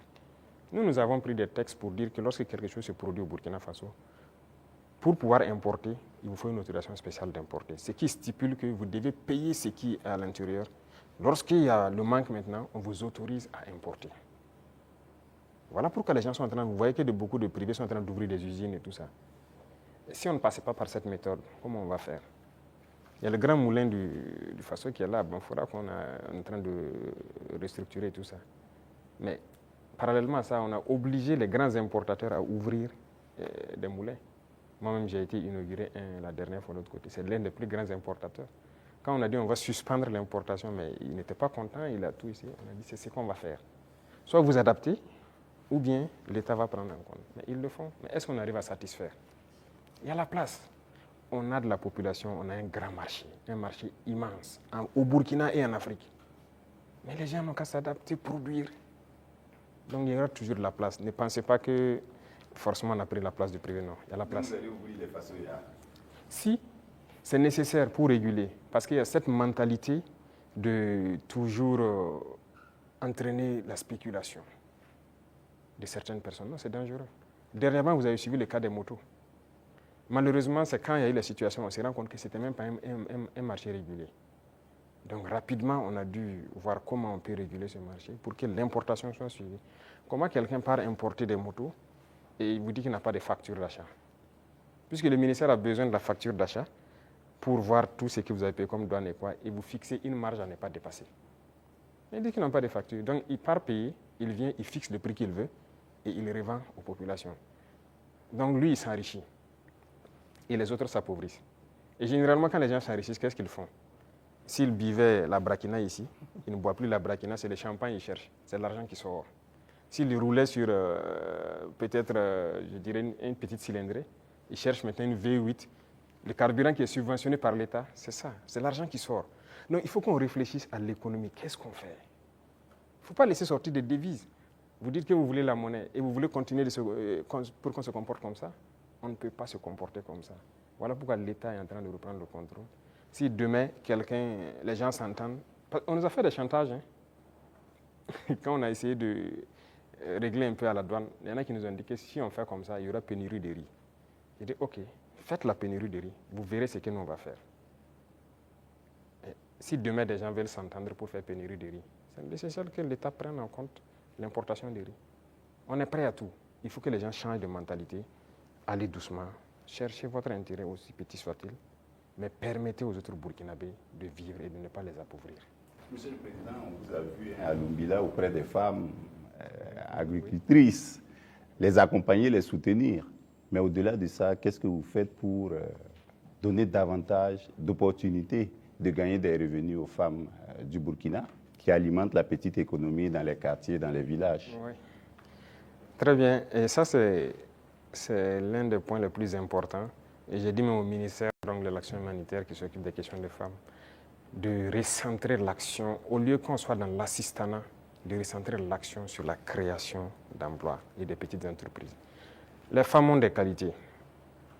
Regardez la transformation à petite échelle de nos produits de consommation. Les femmes peuvent le faire très bien. Elles sont beaucoup plus patientes que les hommes, hein, et elles savent bien faire certaines choses que les hommes. Il faut encourager à ce qu'elles le fassent. Moi, je suis passé à Tenkodogo le 8 mars, j'ai vu les femmes qui ont fait du couscous préfet, qui est bien pour les forces, le savon liquide qu'elles font et tout ça. J'ai donné des instructions pour qu'on paye le savon liquide de toutes ces femmes qui ont été formées et qui se débrouillent pour faire le savon liquide dans nos administrations. Parce que tout ce qui est là, c'est importé, et même chez vous, dans vos bureaux. Tous les savons liquides importés, n'est-ce pas? C'est pas normal, pendant que nos mamans fabriquent ça. Et quand j'ai dit de le faire en temps, on m'a revenu que non, elles n'ont pas de structure formalisée. J'ai dit, je ne veux rien comprendre. Trouvez la formule, c'est leur savon, vous payez. Et vous amenez. Que question d'emballage, quoi. Même si moi, vous m'amenez dans mon bureau avec les bidons recyclés des eaux de boisson, là, je vais utiliser. Ce n'est pas grave. En attendant qu'on ait ce qu'on... Pourquoi on veut le luxe? Acceptons nos réalités, transformons ce dont on a besoin et consommons ça. Et on va évoluer au fur et à mesure. Une dame qui peut se transformer du savon à petite échelle, si on l'accompagne en lui donnant des marchés trucs, demain, elle peut avoir une grande entreprise qui produit et qui exporte. Voilà la mentalité qu'il faut qu'on développe. Et donc, j'ai dit au ministère là, de ne plus être là dans, vous voyez, l'action humanitaire, l'assistanat, non. Il faut recenser le problème des femmes. On a beaucoup de produits qu'on est en train de faire aujourd'hui. On peut transformer, même à petite échelle, et trouver une formule de rassembler. J'ai discuté avec des femmes à Bobo. J'ai dit, par exemple, les produits oléagineux, les femmes peuvent produire l'huile brute par coopérative et trouver des gens qui ont un certain niveau, qui mettent une raffinerie en place. Et leur rôle, c'est de payer les huiles brutes et de raffiner pour donner de l'huile parfaite sur le marché. Il faut qu'on aille vers ça. Mais si on s'assoit, bon, je n'ai pas la capacité de faire l'huile et puis la raffinerie coûte cher, tout le monde n'est pas obligé de faire la raffinerie. Mais on peut organiser pour que... Voilà. Donc dans plusieurs domaines, c'est ce qu'on est en train de vouloir développer et permettre aux femmes vraiment de mettre en œuvre tout ce qu'elles savent faire. Donc c'est une politique qui est enclenchée, je crois que vous allez voir les résultats. Soumaïla Rabo, Jean-Marie Toé, ce serait donc la dernière question. Merci à vous donc pour vos différentes préoccupations adressées au chef de l'État.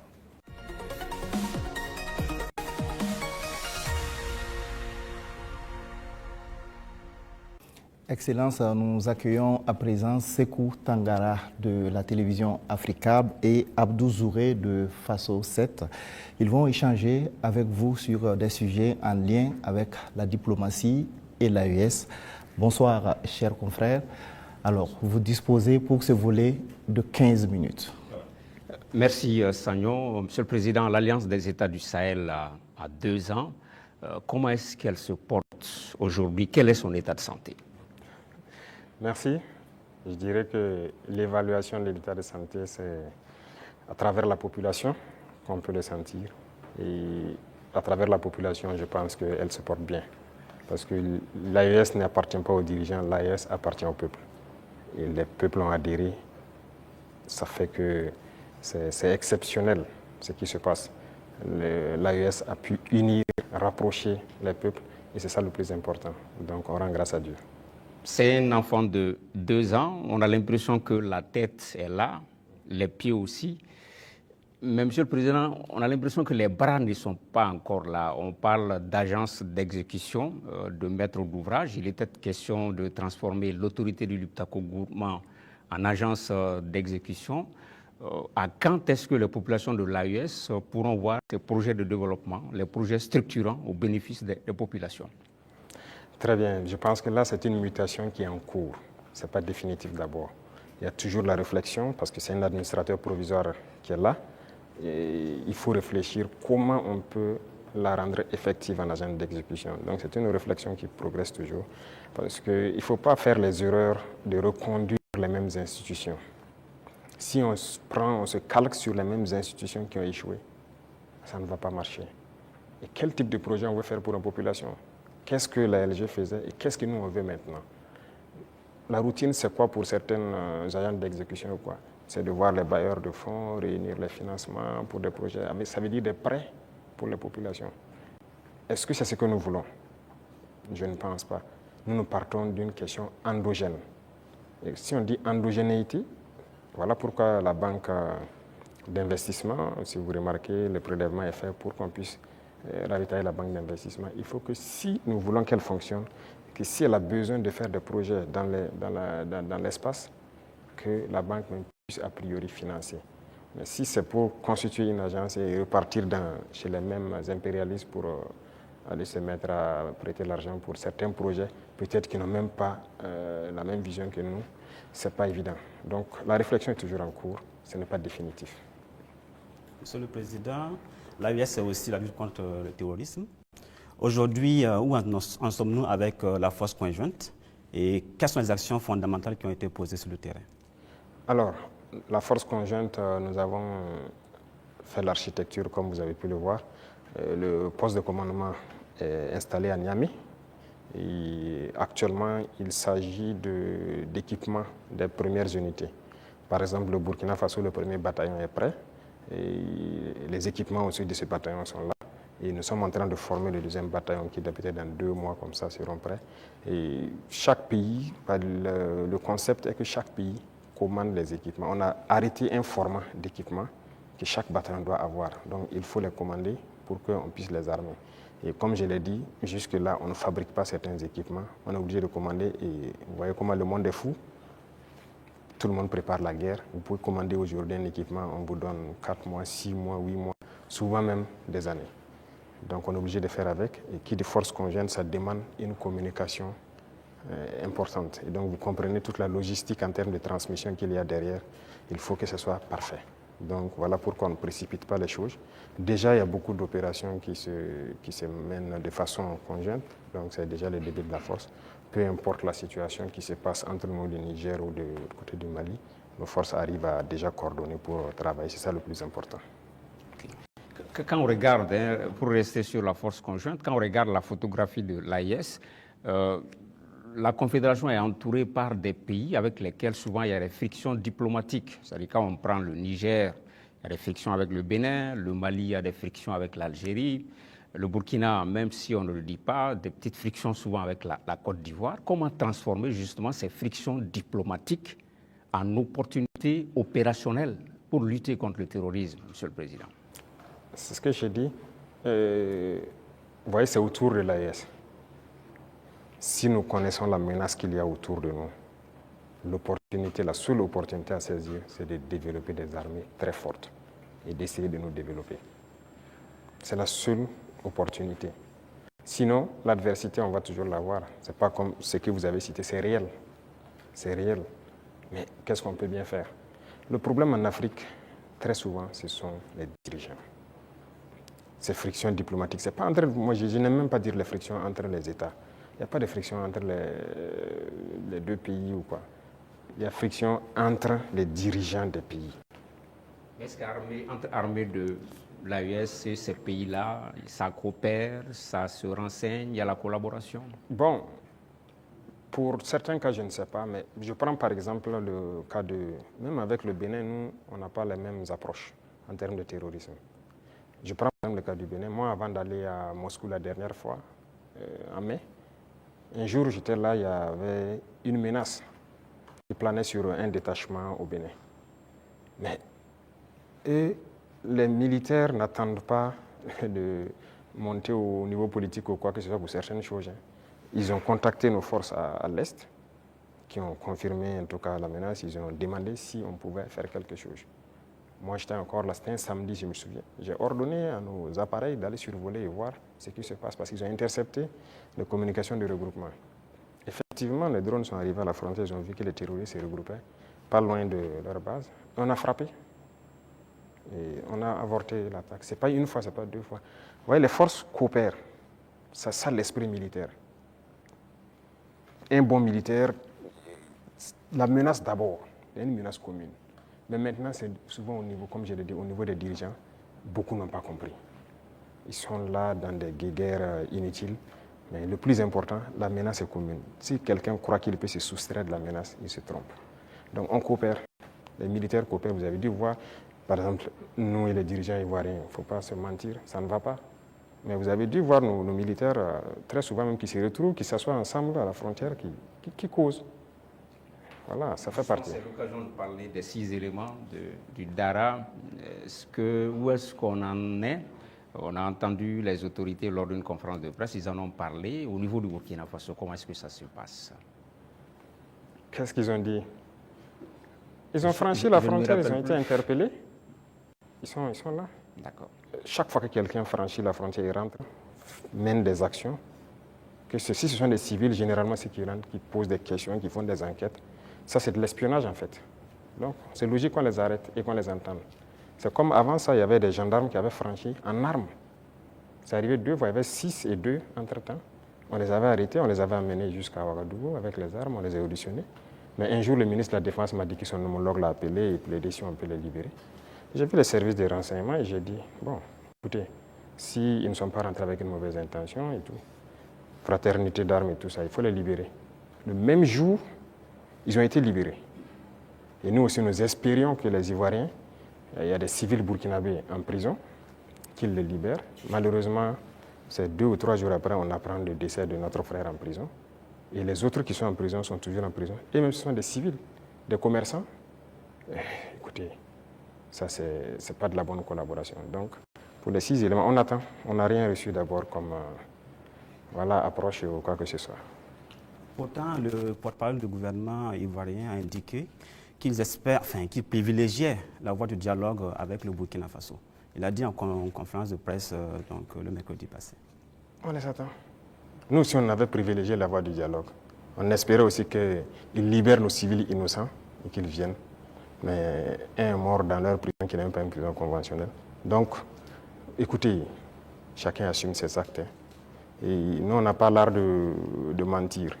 Ce qui est réel, on le dit. On n'a pas de personne à nous approcher d'abord. Donc la situation est telle qu'elle. Voilà. Les relations entre l'AES et la CEDEAO sont claires, elles sont limpides, c'est la rupture. On se pose des questions par rapport à l'UEMOA. Récemment, lors de la conférence des ministres des Finances de l'UEMOA, il était question que ce soit le Burkina Faso qui préside la conférence des ministres. Ça n'a pas été le cas. Comment est-ce que cette question a été abordée au niveau du collège des chefs de l'État de l'AES? Quelle lecture vous en faites? Non, ce n'est pas surprenant. Nous, on était préparés à ça, ce n'est pas surprenant. Vous voyez, il y a des gens qui se prévalent de gouverner toute l'Afrique de l'Ouest et qui sont les... Ça ne marche pas avec nous. Ça ne marche pas, on les a dit clairement. Moi, j'ai des gens avec certains chefs d'État, j'ai dit ça ne marche pas. Y a-t-il de quoi quitter l'UEMOA, Monsieur le Président? Mais s'il y a nécessité. Et peut-être on tend vers ça. Si on ne peut pas gouverner, qu'est-ce que vous voulez? On nous cherche. Ça a été le même cas que la CEDEAO. On nous pousse vers la porte, ben on va partir. Donc on les regarde. La balle est dans leur camp. En préparant l'émission, Monsieur le Président, on a appris que vous aimez cette formule « tout est urgent ». Au sein de l'AES, est-ce qu'il y a plus urgent, même dans la hiérarchisation des urgences, qu'est-ce qu'on peut privilégier aujourd'hui? Les urgences au niveau de l'AES? Oui. C'est la question sécuritaire. C'est le plus urgent. Et vient maintenant la question du développement qui est liée à la question sécuritaire. Il faut qu'on libère nos terres et qu'on sécurise nos populations. Ça, c'est l'urgence absolue. Donc, tout l'effort, toute la concentration, même nos tâches quotidiennes doivent être orientées vers ça. Chaque fois qu'il y a un incident, en tant que chef d'État, on doit être au courant et on doit s'intéresser, on doit trouver des solutions, et ainsi de suite. C'est ça qui est le plus important. Et réfléchir constamment, récupérer nos terres, sécuriser, faire en sorte que même dans 100 ans, cette situation n'arrive plus. Monsieur le Président, l'AES, c'est un même peuple, c'est un même destin. On est curieux de savoir comment les autres pays de l'AES perçoivent la révolution burkinabé. Peut-être qu'ils viendront à la révolution. C'est une étape. Mais il faut savoir que le Burkinabé est intrinsèquement révolutionnaire. C'est le même peuple par la mentalité actuellement qu'on a réussi à inculquer. Mais fondamentalement, vous-même vous êtes Burkinabé, vous savez que non n'est pas facile. Le Burkinabé est intrinsèquement révolutionnaire. Ça fait que la révolution passe plus facilement. Voilà. Même quand on ne faisait pas la révolution, les gens même réclamaient la révolution. Donc les autres, ils vont aussi proclamer sûrement, j'espère. On n'a pas le choix que de faire une révolution. Sinon, tout autre concept ne marchera pas. Voilà, il faut révolutionner.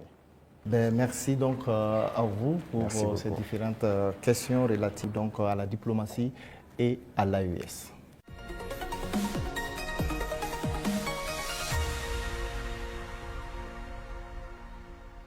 Monsieur le Président, nous nous acheminons vers la fin donc, de cet entretien. La 5e et dernière rubrique concerne la géopolitique régionale et internationale.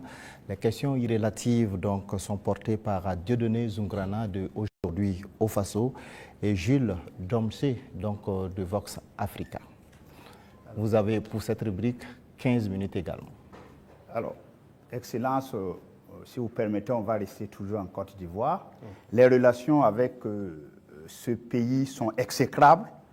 Et avec le langage direct et franc du soldat et du révolutionnaire que vous êtes, vous avez eu à dire que les raisons de cette colère, vous n'êtes pas contre le peuple ivoirien, mais contre les dirigeants qui donnent le gîte et le couvert aux déstabilisateurs du Burkina Faso.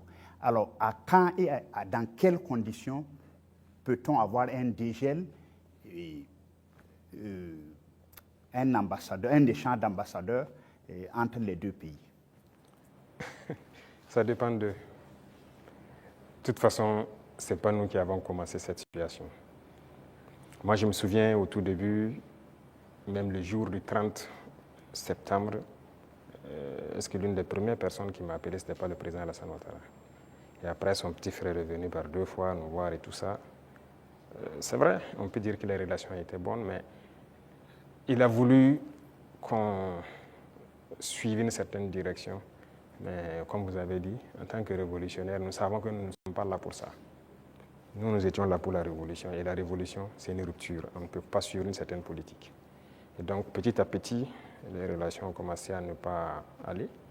Et comme vous l'avez constaté, tous ceux qui ont voulu peut-être certains privilèges, quoi que ce soit, n'ont pas eu, se sont mis à se mettre contre nous, se sont déployés là-bas, sont entretenus, sécurisés et tout. On sait de quoi on parle, parce qu'ils savent aussi de quoi on parle, pour agir contre nous. Il n'y a pas quelqu'un qui a quitté la Côte d'Ivoire et qui était venu ici en son temps. Nous avons observé ça pendant près de 2 ans. On les a parlé plusieurs fois. Ils nous ont dit non, il faut qu'on passe par les règles de l'art, il faut que la justice émette des mandats et tout ça. On a fait tout. Ils ne répondent pas. Monsieur le Président, ça ne marche pas. J'embraye avec la question de mon confrère pour rester sur la Côte d'Ivoire. Comme vous le savez très bien, la Côte d'Ivoire a une élection présidentielle cette année, dans quelques mois. Est-ce que c'est quelque chose qui vous intéresse? Ça nous intéresse, d'autant plus qu'on a beaucoup de compatriotes en Côte d'Ivoire quand même. Et on craint qu'il y ait des violences. Et ça, ce n'est pas forcément la bienvenue. Parce que nous avons vécu malheureusement les années passées aux violences en Côte d'Ivoire avec les opérations Bahiri. Tout le monde a subi ça au Burkina. Aujourd'hui, vraiment, nous ne souhaitons pas qu'il y ait des violences. Tout à l'heure, vous avez semblé dire quelque chose. Je voudrais que vous précisiez, parce que c'est un peu très sensible selon moi. Est-ce que vous semblez nous dire qu'aujourd'hui, la Côte d'Ivoire servirait de base arrière à une organisation visant à déstabiliser le Burkina Faso? Ça, même plus que ça. Base arrière à une organisation servant à déstabiliser le Burkina. Ils sont là-bas. Les ennemis du Burkina sont clairement là-bas, affichés, protégés. Ils sont payés, ils sont protégés, ils sont bien logés. En plus de ça, il y a la question du terrorisme. Mais non. Le pouvoir flotte avec les terroristes. Il ne faut pas se mentir. Attendez, croyez-vous vraiment que peut-être l'armée ivoirienne est tellement surpuissante que quand les terroristes les voient seulement, ben écoutez, ceux-là, il ne faut même pas les toucher, quoi que ce soit? Vous croyez à ça? Ils sont tellement plus puissants que les 3 armées de l'AES? C'est faux. Il y a un pacte de non-agression. Et quand il y a un pacte de non-agression, vous devenez une base arrière. Et tout ça, ça m'inquiète justement. Si ce pays, il y a des crises, le pays sera attaqué par les terroristes. Parce que s'ils ne gagnent plus ce qu'ils gagnent, le pays sera attaqué et ce pays va sombrer. C'est un danger. C'est pourquoi j'ai passé le temps à dire au chef d'État, on ne pactise pas avec les terroristes. Voilà. Alors, Monsieur le Président, qu'est-ce que vous répondez à ceux qui disent, bon, la géopolitique quand même avec la Côte d'Ivoire, ce pays voisin, qui abrite la plus grande diaspora burkinabé, alors que, bon, vos contempteurs vous accusent de pratiquer la diplomatie du muscle avec ce pays, au détriment justement de nos Paweto qui sont là-bas. Qu'est-ce que vous leur répondez? Écoutez, qui le dit? Nous sommes burkinabés, c'est ce que nous savons. et nous avons décidé de faire une révolution, on va la faire. Maintenant, celui qui embarque dedans embarque. Nous ne pouvons pas être dans une révolution et vouloir faire un autre modèle de diplomatie. Je vous ai dit la diplomatie mensongère et tout ce qu'il y a. On n'est pas prêt à être dans ce sillon-là. S'il y a quelque chose qui ne va pas, qu'on ait le courage de vous dire ça ne va pas. Il ne faut pas faire de l'hypocrisie. Généralement, les gens devant les micros et tout ça, non, tout va bien, si c'est ça, on est en train de... C'est faux, ça ne va pas bien. Il faut avoir le courage de le dire, il faut qu'on s'asseye, qu'on parle et qu'on se dise la vérité. Mais si les gens ne veulent pas ça, parce que juste dans leur tête, bon, il faut que ces gars-là ils quittent, parce qu'on ne veut pas de révolution en Afrique de l'Ouest. Ça ne va pas marcher. Donc, chacun se prépare à assumer les conséquences voilà, de la situation.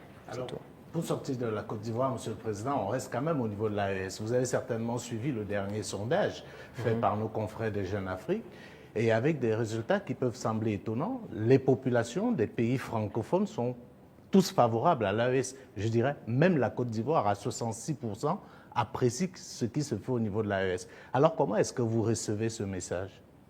Ah bon? Je n'ai même pas pu suivre ça, parce que moi, je ne suis plus ce média. Hein.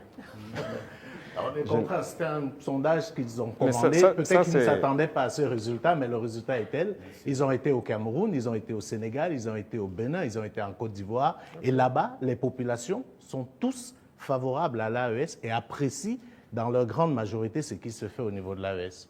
C'est logique, je dirais. Les populations ouest-africaines sont la plupart du temps liées. C'est la même famille. C'est le colon qui nous a divisés. Hein. Et quand les gens voient qu'on essaie de s'unir, ça ne fait qu'inspirer, ça ne peut faire que plaisir. Donc moi, ça ne m'étonne pas que ces populations apprécient. Et ce qui m'étonne, c'est le fait qu'ils aient publié. Pourquoi ils ont publié ça? Ça donne de la réflexion. Pas le choix. Quand vous commandez une enquête, c'est connu. Après, vous êtes obligé de publier les résultats. Bon, peut-être ça. Voilà. Mais il faut faire attention à ces gens parce que... Je suis totalement d'accord avec vous, voilà, sinon, je suis d'accord, c'est normal, c'est logique. Avec la permission de Dieudonné, je voudrais vous poser une question concernant justement votre relation avec une autre organisation. Qu'est-ce que vous faites encore dans l'Union africaine? Bonne question. Alors, je dirais que notre situation dans l'Union africaine est tellement passive qu'on ne sait pas si on est dans l'Union ou si on n'est pas dans l'Union. On nous a suspendus depuis, personne ne nous parle. C'est vraiment un silence radio. Donc alors, moi je ne sais pas si je suis dans l'Union ou pas. Mais est-ce qu'il ne faudrait pas marquer le coup en posant aussi un acte historique, comme cela a été le cas avec la CEDEAO, en claquant la porte à une institution qui visiblement ne sert pas à grand chose? J'ai eu à discuter avec un diplomate de cette organisation. Et après, nous avons vu qu'ils ont nommé un médiateur, le président burundais, qui devrait même venir ici la semaine passée, je pense, mais après, il y a eu question d'agenda avec nous. Et on l'attend, on veut l'écouter d'abord, parce que nous-mêmes, nous voulons savoir pourquoi ils se comportent comme ça. Parce qu'on ne peut pas prendre une décision sans savoir leur motivation. Pourquoi ils ont décidé de nous exclure? Pourquoi ils se comportent comme ça avec nous? Si on a leur motivation, là, si on quitte, on pourra expliquer à nos peuples, voilà ce qu'ils ont dit, voilà les raisons. Et donc, nous, on décide de quitter. C'est la même chose que la CEDEAO. On a quitté, mais si on nous demande pourquoi on a quitté, on peut vous expliquer. Mais aujourd'hui, si on quitte l'Union et qu'on nous demande, nous-mêmes, nous ne savons pas pourquoi ils nous ont suspendus. Pourquoi ils se comportent comme ça. Certes, ils ont dit qu'on est anticonstitutionnel, mais au jour d'aujourd'hui, je pense que... Monsieur le Président, vous pouvez aussi quitter parce que vous estimez que c'est une organisation qui travaille contre les intérêts de l'Afrique. Je ne pense pas que l'Union africaine peut être dans une posture révolutionnaire comme celle que vous menez. Non. Par respect pour certaines personnes, voilà pourquoi j'ai dit j'attends que le médiateur qui a été nommé, qui a déjà envoyé son émissaire, prenne contact avec nous. Nous l'attendons. C'est par respect vraiment pour ce président. Nous l'attendons qu'il vienne, qu'on discute, qu'il nous dise ce qu'il y a et nous lui dirons les conclusions de nos débats. Monsieur le Président, on va aller au bord de la mer Noire, en Russie. Alors, la science a l'art de ces instruments. Vous avez fait des études scientifiques. Alors, lors d'un séjour à Moscou, vous avez demandé au patron du Kremlin de nous apprendre à pêcher le poisson au lieu de nous donner le poisson, le transfert des technologies. Alors ça, je pense qu'aujourd'hui, c'est vrai, tout le monde est d'accord que le biberonnage là, extérieur ne peut plus continuer. Alors où en est-on aujourd'hui avec justement ce transfert de technologie? Parce que vous avez parlé tout de suite avec des confrères qu'on va un jour fabriquer même nos armes ici. Alors où en est-on actuellement avec ce transfert de technologie? Alors, je pense qu'ils ont bien entendu le message. Je l'ai clamé en 2023. pendant le sommet de Saint-Pétersbourg. On nous a donné du blé, il ne faut pas qu'on aille encore demander du blé, il faut cultiver. Si on nous donne du poisson, il faut qu'on apprenne à pêcher. Et je pense que les initiatives qu'on est en train de développer, nous avons demandé donc à la Russie d'offrir un certain nombre de bourses d'études à des étudiants burkinabés pour qu'ils aillent apprendre la science. Ils ont accepté. Donc il y a déjà des gens qui sont partis dans certains domaines pointus. Si vous regardez la création de l'agence atomique, on a déjà des étudiants qu'on a envoyés depuis l'année dernière qui sont en formation sur le domaine atomique, qui est une technologie poussée. Et on va continuer d'en envoyer chaque année. Donc il y a plusieurs autres domaines où nous avons demandé des formations. Ce n'est pas la Russie seulement. Même à la Chine, on a demandé des formations particulières et envoyé des étudiants. En Iran aussi, pareil, on est en train de taper en tout cas tous ceux qui ont pu développer des technologies pour envoyer des étudiants formés. Alors géopolitiquement, bon, le capitaine président Ibrahim Traoré aujourd'hui a mis le Burkina sur orbite, comme à l'époque un Sankara. Qu'est-ce que ça vous fait aujourd'hui? Bon, un pays comme le Burkina, bon, certains disent un petit capitaine. Qu'est-ce que ça vous fait géopolitiquement aujourd'hui d'être au pinacle? Écoutez, est-ce que vous avez toujours la tête sur les épaules? On a forcément la tête sur les épaules. C'est une charge. De voir, c'est une mission globale qui nous a été confiée. De voir que tout le monde entier s'intéresse au Burkina, je ne dirais pas une pression, mais c'est une charge. Et c'est une responsabilité. Et on doit de l'assumer avec toute la concentration nécessaire. On n'a pas le droit de faillir. Qu'on le veuille ou pas, nous allons aller dans le sens des peuples. Parce que c'est eux qui ont fait valoir cela. Donc, on l'a vu, le Burkina est vraiment en orbite, comme vous le dites. Et nous travaillons à maintenir le Burkina dans cette posture, à être le pays des hommes intègres, à être le pays modèle, à être le pays qui va quitter cette situation de sous-développement, être dans quelques années un pays très développé, faire un miracle, parce que c'est ce à quoi les gens aspirent. Et aussi pouvoir donner notre part de voix et de tout ce qu'il y a, voilà, pour le bonheur du monde, si je peux dire. Depuis que vous êtes chef d'État, vous voyagez très peu. Oui. Le seul pays en Afrique où vous êtes allé, c'est probablement la Russie, si je ne m'abuse. Et on a vu vos homologues africains aux États-Unis, avec une sorte de photo de classe, avec le président Trump. Et je vous donne un commentaire d'un ami à moi qui me disait « Le capitaine Traoré n'aurait jamais accepté ça ». Est-ce que c'est vrai? Écoutez, moi je voyage peu, comme vous l'avez dit. Et je suis parti en Russie 2 fois, mais pour des objectifs bien précis. Il se peut que j'aille vers d'autres partenaires pour des objectifs bien précis. À part ça, je ne compte pas aller faire le tour du monde comme les autres le font. Parce que pour moi, il faut rester concentré, travailler pour son pays. Le président Trump lui-même, il a dit « America first ». C'est l'Amérique d'abord, il travaille pour les intérêts des Américains. Et donc moi, je travaille pour les intérêts des Burkinabés. Si je n'ai pas d'intérêt là-bas, qu'est-ce que je vais aller faire? Alors, l'un des grands sujets géopolitiques actuels, c'est bien sûr le conflit israélo-palestinien. On voit des États prendre de plus en plus position. On a vu des États occidentaux, européens, pour ne pas les nommer, dire qu'ils vont reconnaître, et c'est un signe fort, l'État palestinien. Mais comme d'habitude, l'Afrique est quasiment silencieuse. Elle est dans la position attentiste. Est-ce que vous, du Burkina, vous pouvez donner une position qui permet de comprendre un peu ce que pense l'Afrique par rapport à ce qu'on est en train de vivre aujourd'hui dans la bande de Gaza? Je ne peux pas vous donner une position qui permet de voir ce que pense l'Afrique. Certains Africains, ou certains dirigeants africains. Parce que beaucoup de dirigeants africains ont une autre manière de voir les choses. C'est le malheur de l'Afrique, si je peux le dire, on n'est pas unis. On ne voit pas de la même manière. Certains ont peur, certains on les met liés, certains sont là pour les intérêts d'autres personnes. Écoutez, l'Occident a amené des gens qui ont grandi chez eux, tout faire chez eux, venir les mettre chefs d'État en Afrique. Donc c'est eux qui contrôlent tout ça. Et donc l'Afrique ne peut pas avoir une opinion. Mais je sais qu'au fond de tout un chacun, personne n'aimerait voir ce qui se passe là-bas, se passer chez lui. Mais malheureusement, sur le continent africain, il y a une situation pareille. Au Congo, qu'est-ce qu'on fait même pour le Congo? En République démocratique du Congo. Ça fait combien de millions de morts? Depuis combien de temps? Nous-mêmes, nous sommes en guerre. Est-ce que vous avez vu des pays africains même porter la voix pour le Burkina depuis les 10 années passées? C'est rare. C'est rare. Donc, l'Africain a ce problème-là. Pendant que quand vous voyez en Europe, ils ont un problème. Tout le monde est uni, les gens arrivent à rapidement trouver des solutions. Les États-Unis, c'est pareil. Mais l'Afrique a ce problème. Vous voyez, ça fait 10 ans que nous on se bat. Vous n'avez pas entendu quelqu'un porter la voix du Burkina au niveau des institutions internationales, et quoi que ce soit, ni le Mali, ni le Niger. Nos populations meurent, ce n'est pas leur problème.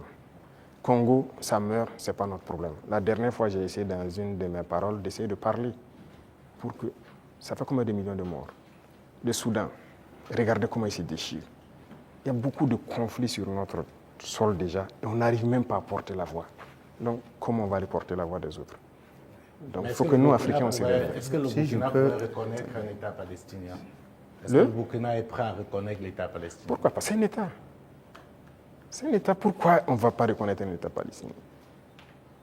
Non, ce qui se passe, c'est très grave. Et je pense que l'État palestinien existe et doit exister. Sinon, cette guerre ne finira jamais. Là où nous partons, ça ne finira jamais. Pendant que vous croyez que ça va finir, ça reprend de plus belle. Et on va continuer comme ça. Mais je pense aussi qu'il y a beaucoup de parts de responsabilité des pays autour là-bas.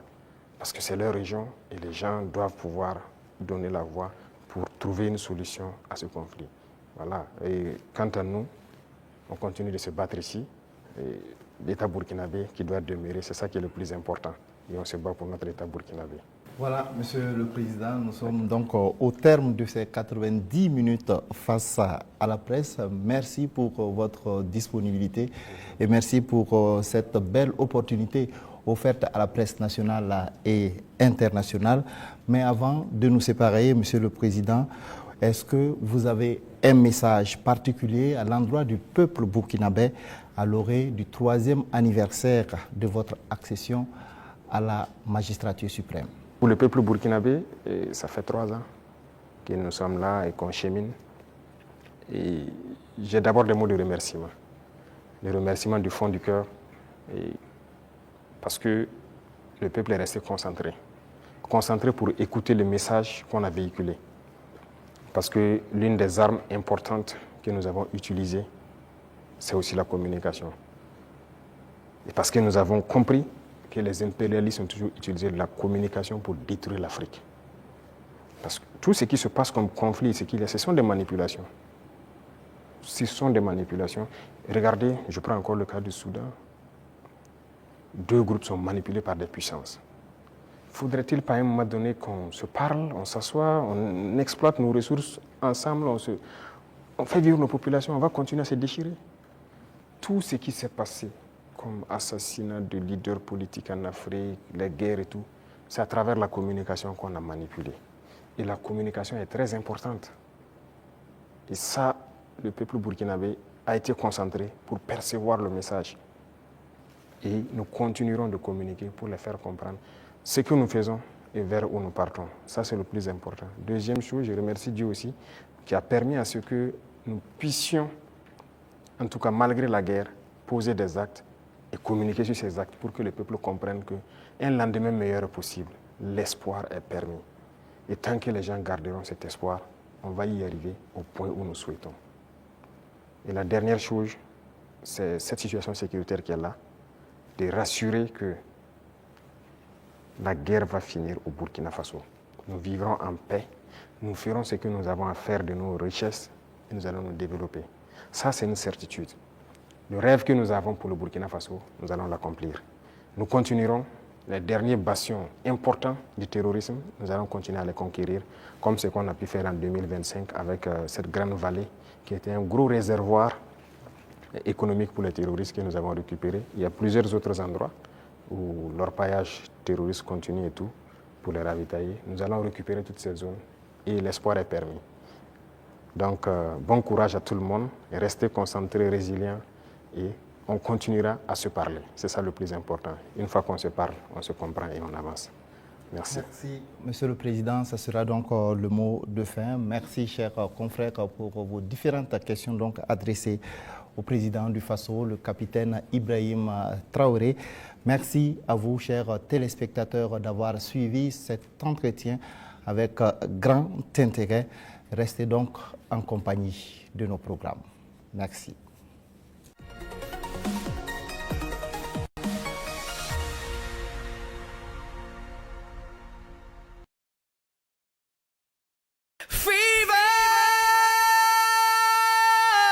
Faso Academy,